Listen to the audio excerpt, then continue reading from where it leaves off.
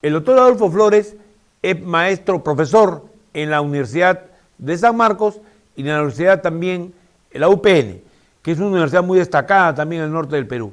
Yo quiero hoy día darle la bienvenida. ¿Cómo está, doctor? Buenas tardes. ¿Cómo anda usted? Buenas tardes, Julio. Muchas gracias por la invitación. Qué ocurrencia. Un gusto tenerlo con nosotros. Bueno, A usted. hay predicciones que son de todo tipo, ¿no? Sobre lo que puede pasar en el mundo y generalmente giran alrededor de la guerra de Ucrania y sus efectos.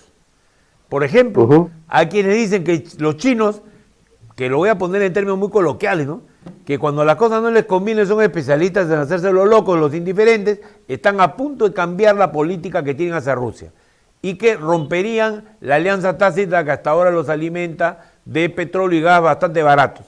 Que esa podría ser una hipótesis para poder ellos reconciliarse con los norteamericanos y restablecer el mercado exterior de China en un momento que ya están en tasa de crecimiento muy por debajo de lo que han tenido como promedio. Entonces acá hay una primera cosa, hay variables que son actos que no tienen que ver necesariamente con las relaciones normales, ¿no? Porque una guerra como la de Ucrania no tiene nada de normal.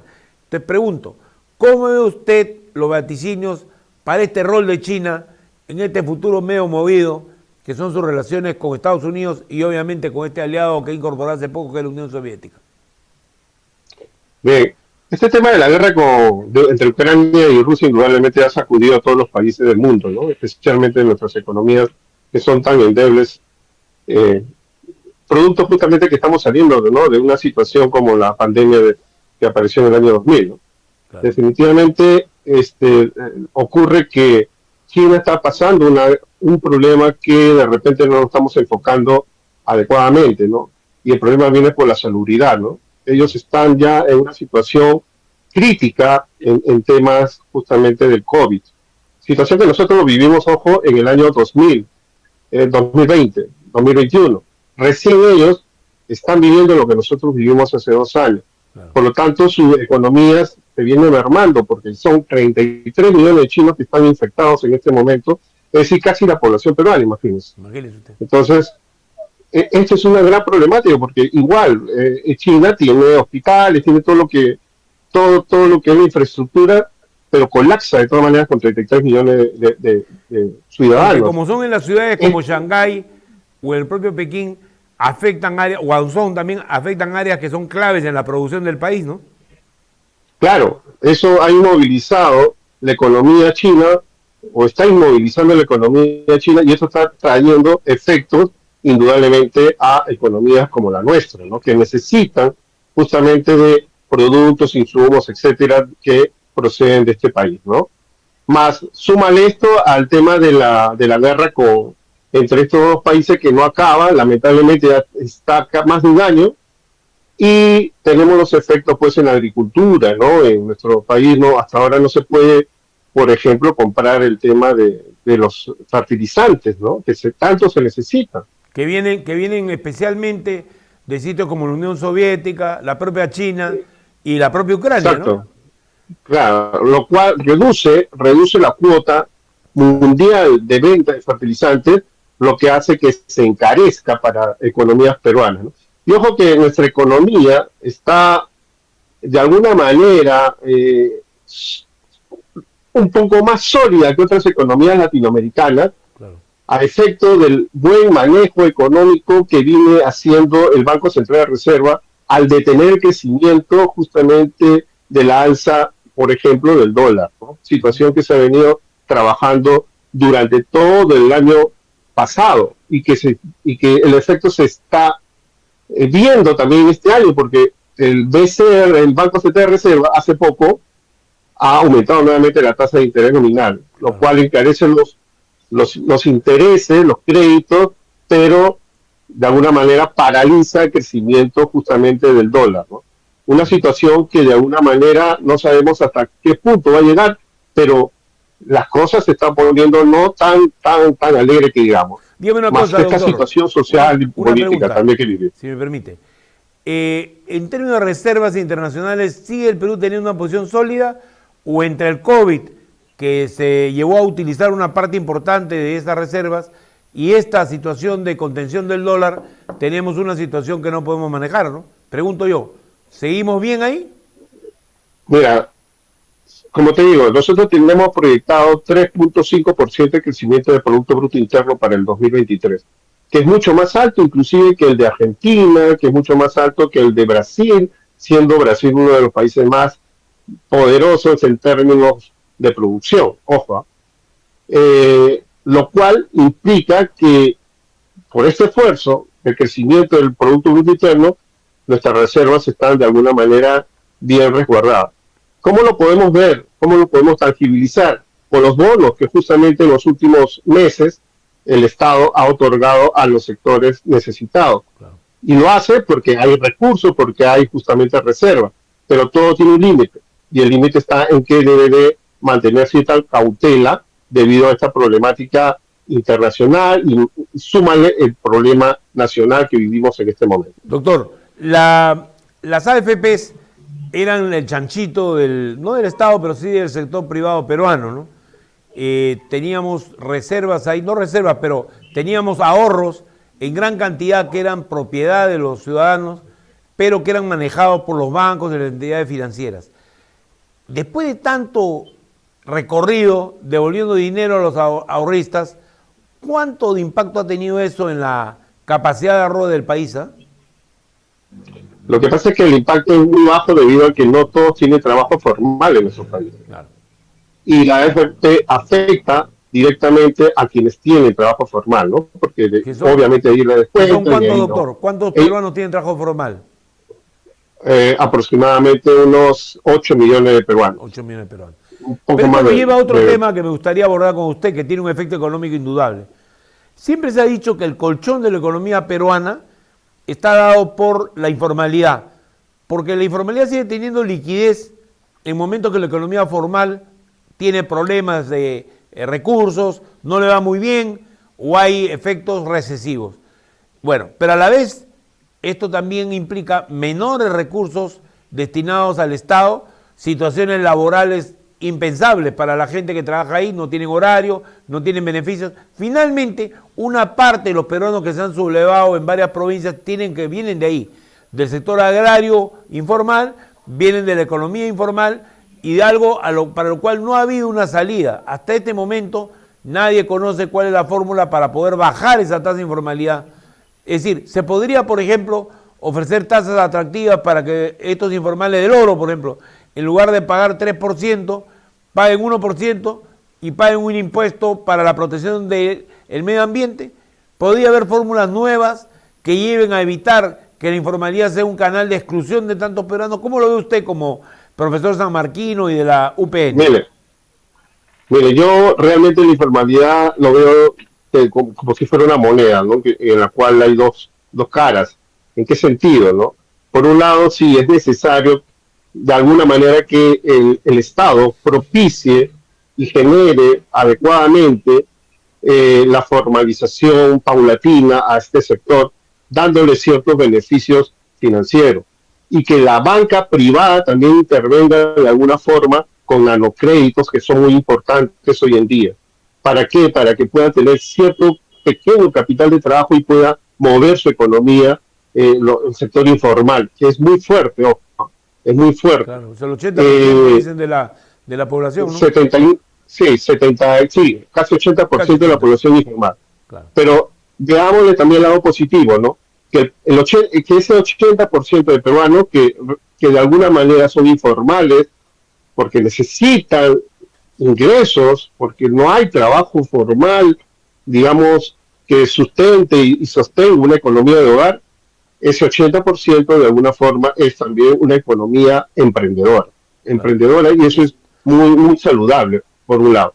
Pero es necesario que el Estado y la empresa privada, en este caso las instituciones bancarias, tengan una visión muy clara de cómo trabajar estos temas para que estas microunidades o estas microempresas puedan formalizarse y puedan tener acceso a sistema financiero, que es muy importante para, obviamente, crecer como empresa, ¿no? En el largo plazo. Ojo, no sé si tú te acordarás, pero en los 90 se obligó a las microempresas, y eso fue una situación lamentable que ocurrió, a ser formales, ¿no? Sí. Claro, te pusieron o nos pusieron, porque yo estuve ahí en Gamarra, recuerdo, y esto lo digo así, entró el ejército y nos pusieron armas para que nos volvamos formal. Eso no es la situación realmente es sensibilizar, que ellos vean que es un mundo de oportunidades que se abre cuando alguien quiere ser formal. Eso es, ¿no? Pero sí. Sí, no, lo que pasa es que yo veo que se ha orientado siempre todo a la legalización o a la bancarización, que son indispensables. Pero hay un aspecto que me parece a mí muy importante, que es que no toda la informalidad es igual. Por ejemplo, no tiene sentido que se acabe de aprobar en el Congreso y se pueda aprobar una segunda etapa, también los contratos mineros que permiten que las concesiones del Estado estén en manos muertas, de gente que en realidad no maneja la minería y que sin embargo son a la vez a los cuales les pagan los mineros informales para poder usar las propiedades que son concesiones mineras, que están en manos de gente de San Isidro, Miraflores, de muchas de las cabeceras de las regiones, de ciudades líderes en las regiones, y que sencillamente se vuelve un mecanismo a través del cual no hay cómo redistribuir nuevamente la propiedad minera, que es un patrimonio del Estado. Y se ha iniciado un proceso de renovación que, por ejemplo, podría ser sustituido por uno en el cual, si te asocias, te podemos permitir que tengas un acceso a la propiedad de la tierra donde hay minerales. Eso no se plantea. Y es, sin embargo, una vía para poder solucionar, en el caso de la minería informal, en un segmento de ella, la que no destruye los ríos, la posibilidad de darle propiedad a cambio de que se cambie el régimen minero, que ahora deja que una persona tenga 40 años una concesión sin utilizarla, ¿no? Por poner un ejemplo. Claro, hay muchas cosas, o sea, hay muchos el término informalidad es muy amplio, muy demasiado amplio, ¿no? Podemos enfocarlo, como tú lo has mencionado, desde el punto de vista minero, podemos enfocarlo desde el punto de vista comercial, transporte, etcétera, etcétera. Pero el fin es que finalmente la informalidad no ayuda al crecimiento de una economía, no ayuda al crecimiento de recursos que necesita el Estado y no ayuda tampoco al crecimiento de la gestión por parte de los microempresarios informales para tener oportunidades de crecimiento de sus negocios. Ahora, yo le doy otra opinión, ¿no? Que está basada en la experiencia que yo viví en Tarapoto, San Martín, durante el proceso de habilitación para que los cocaleros se volvieran gente que sembraba cacao y café. Un esfuerzo muy importante que implicó darles créditos para que en 4 años ellos pudieran ingresar a ese importante mercado de exportación. Se hace toda esa reforma, casi 90% se retiran de la coca, una hazaña increíble, gracias al liderazgo también de los líderes regionales en ese momento y los líderes de las cooperativas, y resulta que ahora, hace unos días, me informo de que todo ha regresado nuevamente a la normalidad, es decir, la coca ha vuelto a reinar en San Martín, que era ejemplo mundial, lo mencionó el presidente Obama, en la corrección de todo el tema que tiene que ver con el cultivo ilegal de la coca. Entonces, uno se pregunta, ¿no? Ahí, por ejemplo, se aplicó un sistema de fideicomiso que permitió que las obras que se hacían en San Martín, que había sacrificado el IGB para formar ese fondo, se hacían con autorización de un banco y siguiendo todo un proceso detallado de una lista de obras que habían sido seleccionadas previamente. Entonces, es un ejemplo como un fideicomiso puede operar. Ahí se hizo obras por 100 millones de soles, que eran carreteras, una serie de obras muy importantes, y llegaron a ser como 300, 400 millones al final, los que se usaron en este proceso. O sea, por un lado se acabó con la coca y por otro se llenó de carreteras esta región del país. Entonces, ¿no podrían ser estos mecanismos que se utilicen para aplicar los fondos del canon minero?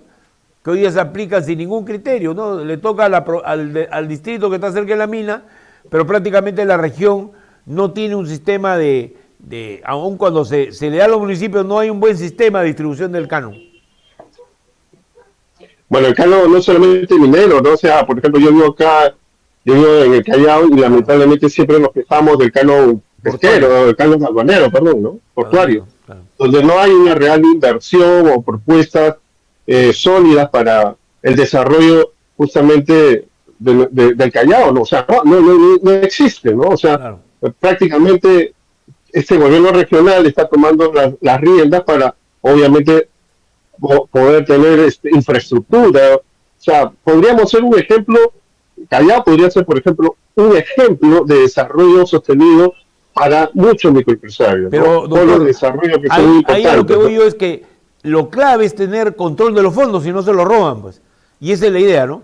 O sea, el control a través de un fideicomiso significa que un banco es el que organiza el proceso de gasto. Y no se gasta un centavo más, sino las 4, 5, 10 obras que usted quiere hacer en ese año. Y eso permite un manejo vigilado, un manejo que se vuelve ilegal cualquier acción de intervención del Estado y permite además que se cumplan los objetivos de desarrollo. O sea, esa fórmula, por ejemplo, hubiera evitado el robo de millones de soles que se ha producido en el Callao, que usted por gentileza no lo menciona, pero esa es la verdad. Tanto municipio como región han terminado con los presidentes o los alcaldes presos, ¿no? Por haberse levantado la plata de la gente. Entonces, ese tipo de incentivos de fondos podría permitir que hubiera mucha microempresa que recibiera apoyo justamente como proyecto de desarrollo, porque el desarrollo no solo es agua y desagüe, el desarrollo es también permitir que funcione un sistema de microempresas que alivie la pobreza extrema en la cual viven muchos peruanos. Sí, y hay otro tema importante, ¿no? Hay una desarticulación total, ¿no? A nivel del Estado. Antes existía una institución que justamente articulaba estos temas de desarrollo de las pequeñas empresas y lo desaparecieron, ¿no? Yo creo que es necesario, ya que piensa el Estado en una buena articulación, por ejemplo, de lo que era antes. Doctor, disculpe usted, ¿cuál era esta entidad? Prompime. Prompime era una institución que, claro, que su misión principal era justamente, y su visión era el desarrollo de las pequeñas empresas, ¿no? En todo sentido, desde económico, desde educativo, etcétera, etcétera. Porque la actividad económica, doctor, tiene que obedecer también a que haya, la política estatal no es necesariamente dar fondos únicamente, sino crear marcos adecuados. Por ejemplo, ¿por qué hay regiones que no se desarrollan? Porque se roban la plata del canon y usted puede ver en una gestión honrada, como la de Cajamarca, se desarrolla bastante bien una cantidad de obras impresionantes, se inauguran hospitales, se hacen carreteras porque hay un manejo honesto del dinero, ¿no? Entonces hay una diferencia, que hay técnicamente que tener bien amarrado los recursos del canon para que no se gasten de una manera corrupta o se desperdicien. Totalmente de acuerdo contigo, la lucha contra la corrupción es un tema que lamentablemente ha mermado nuestra economía. Ya con un reporte que presentó la Contraloría General de la República casi a fines del año pasado, es lamentable conocer que hay más de 40.000 millones de dólares, 40.000 millones de dólares que se han perdido producto de la corrupción en nuestro país, ¿no? Obras paralizadas, obras fantasmas, etcétera, etcétera, en estos últimos 4 años. Ojo, últimos 4 años. Entonces, eso no se puede permitir. En la técnica moderna de gestión pública se señala que tiene que haber fondos controlados, ¿no? Pero mire usted, una gran reforma municipal que se hizo en Estados Unidos, en California, fue la siguiente. Se le dio poder a los gerentes generales, pero con una política de incentivos. Le daban poderes como si fuera una empresa privada, de manera que pudieran ellos tener libertad para la gestión, agilidad para tomar decisiones, ¿no? Con una estricta supervisión, y permitió esto una política de inversión muy extendida, muy productiva, muy profunda en muchas localidades de California, y luego se multiplicó esto en todo Estados Unidos y en buena parte del mundo. O sea, la política de que se delegue no es la autoridad política, el manejo administrativo, sino en autoridades, en personas especializadas, que además están, digamos, en una línea como la del proceso de servir, que nunca funcionó acá porque justamente era una manera de volver más honesta a la administración pública. Entonces, el gran tema es cómo establecemos un control administrativo que no esté sujeto a la vicisitud de la política ni a autoridades que van a terminar el periodo. Entonces, aquí hay un tema de aplicar lo que funciona en la empresa privada, que puede funcionar en el sector estatal, aplicarlo con creatividad. Esto, ¿sabe por qué resultó? Porque estos gerentes recibían un bono por resultados, cosa que la ley peruana no permite, porque recibían incentivos cuando establecían políticas de control de la corrupción que eran exitosas y demostraban que habían evitado que se robe. O sea, todos esos incentivos no existen en el Estado. Ni siquiera el Estado hoy le paga la carrera universitaria a personal joven para que se quede comprometido con un contrato a 4 o 5 años con las entidades públicas. O sea, tenemos una forma de funcionar que desalienta la creatividad y no estimula económicamente a quienes son eficientes en la gestión, ¿no? No, definitivamente el Estado pues está 3 pasos muy atrás de cómo se gestiona una empresa privada, ¿no? Y lo estoy viviendo en estos últimos meses, ¿no? Pero ya es una situación ya muy estructural y un poco complicada, pero habría que ver qué otras salidas, qué otras alternativas tenemos para agilizar procesos para que se logre justamente hacer cosas en beneficio de la población. Ahora, hay un tema final con el cual yo quería opinar con usted, conversar con usted, que es el impacto de todas estas cosas en la economía, ¿no? O sea, la economía se tiene que basar en una gestión eficiente de recursos y que esos recursos se dediquen a lo más importante, ¿no? Y sin embargo tenemos un sistema de control que se ha montado que todos los presidentes regionales, todas las personas que hacen gestión pública dicen que es tan rígido, tan difícil y manejado por abogados que tiene también otro impacto económico, ¿no? O sea, usted, como usted bien ha dicho, ¿no? Las cadenas productivas, los procesos del interior del Estado, todos los procesos que debemos llevar ahí tienen que tener como norte una eficiencia económica, ¿no? Una forma, tener una política, digamos, orientada hacia logros de objetivos básicos para el desarrollo de nuestro país, ¿no? Claro. Y yo creo, y le digo, ¿no? Yo creo que es muy importante articular, como le he dicho, el Estado con la actividad privada, que no es un divorcio, sino son aliados estratégicos para el desarrollo. O sea, claro. Y acá ahorita hay un manejo político, lamentablemente, ¿no? Y ese manejo político hace que exista este divorcio entre la empresa privada y justamente el Estado, ¿no? Por situaciones políticas, ideológicas, entre otras cosas. Lo importante es ponernos toda la camiseta y remar hacia un horizonte, hacia una visión que es muy clara, ¿no? Que necesitamos sostener este desarrollo, porque a pesar de esta situación que vivimos, nuestro país económicamente, digamos que está estable. Nuestro país está pasando una buena situación si lo comparamos con otros países que también están pasando situaciones difíciles, ojo, ¿eh? Brasil, por ejemplo, ¿no? Bolivia, están pasando situaciones difíciles. Sin embargo, nosotros tenemos una mayor proyección, una mayor virtud. Los empresarios, los microempresarios, los informales, se han puesto la camiseta para seguir creciendo. O sea, yo estoy convencido de eso, ¿no? Todo el mundo tiene derecho a protestar. Además tenemos la suerte de que nuestra canasta exportadora es muy variada y nos permite compensar, ¿no?, las pérdidas en un sector con avances en otros, ¿no? Claro, y además las oportunidades que están dejando otros países que están muy involucrados en esta problemática mundial, producto de la guerra, producto de la economía china, que de alguna manera está en este momento en una situación también un poco difícil, ¿no? Bueno, doctor, y ahí muchas gracias por la que podemos entrevista. aprovechar. Es una buena oportunidad de intercambiar puntos de vista y conocer además que usted tiene un manejo de las reglas de la economía y nos puede siempre decir cosas que otros no dicen. Los economistas generalmente nos hablan en difícil, usted lo ha hecho de una manera muy didáctica, le agradezco mucho la entrevista y espero tenerlo en cualquier otro momento. Muy amable. Muchas gracias Julio. Chao. Muy importante la economía, descuidarla significa hundir al Perú en una crisis mayor de la que ya está. Así que todas las palabras que hemos escuchado hoy día de un brillante economista que enseña en 2 universidades y que conoce lo que está pasando, es muy útil para nosotros y para el futuro de nuestras familias. Amigos, con ustedes vuelvo en la siguiente edición de Sin Floro, cuando haya la oportunidad de volverse a encontrar.